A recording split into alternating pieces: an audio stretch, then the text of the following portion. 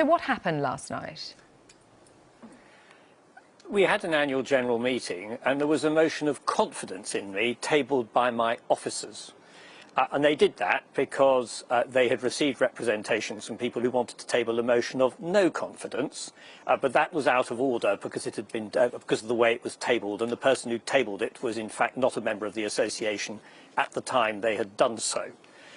At the meeting, there were a very large number of people turned up, about, I don't know, probably around 100 of whom I had certainly never seen or met before in my years as a Member of Parliament. And there is clear evidence that there was an orchestrated campaign by my UKIP opponent in 2017, who's since joined the association, with the express intention of trying to come along and defeating the motion. And they were successful in doing that. It was a slightly rowdy meeting, although the chair was able to keep it under reasonable control. But certainly it wasn't the sort of Conservative Party meeting that I'm used to attending. Yeah, so tell us a little bit more about who you believe is behind this. You're referring to John Conway. Yes, Mr. Conway stood against me in 2017. I understand he subsequently informed the association that he had left UKIP, was no longer interested in it, and that he wanted to join the association, and he actually said, I don't wish to cause any trouble, I just wish to join as an ordinary member. And as we're a broad church, he was admitted.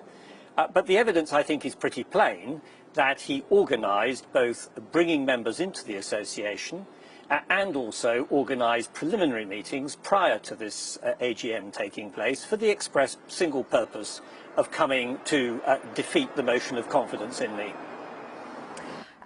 350 people attended. The local Conservative Association chairman said that it was a broad church, a wide variety of views, a wide variety of opinions, robust discussion. Ultimately, it went against you because of your views about Brexit. Isn't the local party entitled to do that?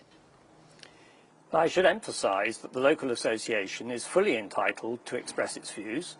That I've always known that Brexit's very divisive, and I'm totally respectful of the views of those who disagree with me as to the way I've approached this particular crisis. Historically, though, the Conservative Party, being a broad church, doesn't seek to expel members of Parliament for variations of view. Otherwise, many of my colleagues who currently have good careers in Parliament would never have been able to remain there.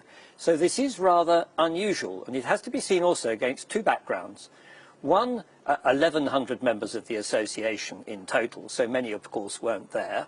And secondly, there are about 36,000 people in Beaconsfield who vote Conservative. And one of the anxieties I have is I get streams of emails, including this morning, from people who vote Conservative in my constituency, who are appalled at the way Brexit is unfolding and very troubled about what they're hearing.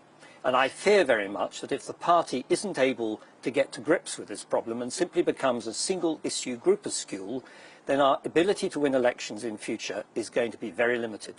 But there were 17.4 million people who voted to leave the EU. That was supposed to happen at 11 o'clock last night.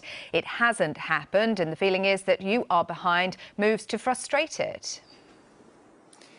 Brexit is frustrating itself. This idea, this conspiracy theory that people are conspiring to prevent it, simply flies in the face of reality. The reason why the Prime Minister has not been able to get her deal through Parliament is not through bad faith.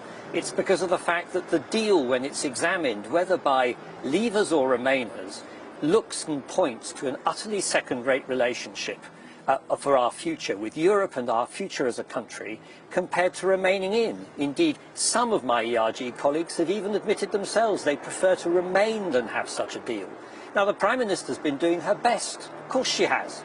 I respect her for it. But the truth is, there isn't a deal which is going to deliver a form of Brexit which is going to be better than what we have at the moment. And it's the growing realisation of this which is making those who are fixated on achieving Brexit more and more vocal, and at the same time is the reason why we can't get a consensus in Parliament, because MPs doing their best and trying to act on their constituents' behalf can see so plainly that what the likely outcomes are not very good ones for our country. So what are we to do about it? I accept the 2016 referendum is really important and a result that we have to keep in mind, but my solution is to go back and ask people what they want, because I'm simply not prepared to drag people out of the EU into a future which they don't want. 14% support the Prime Minister's deal at the moment. Can we find another deal that people would be more comfortable with? I'm prepared to do that.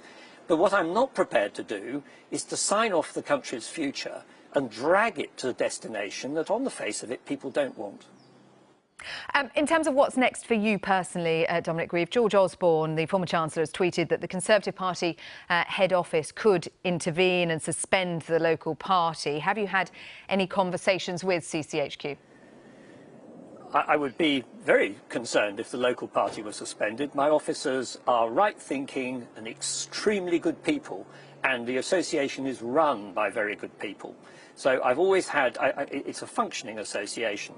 I'm sure that we need to pay some attention to the extent to which infiltration has taken place and the extent to which there may be members of the association who in fact are not there for legitimate reasons. That having been said, my intention is to carry on as before, of course, as I said last night at the meeting. I note what people have said who criticise me, and some people came and criticised me while still supporting me, and I'm very grateful for their criticisms, and I will continue to keep that in mind as we try to find a way out of this current crisis.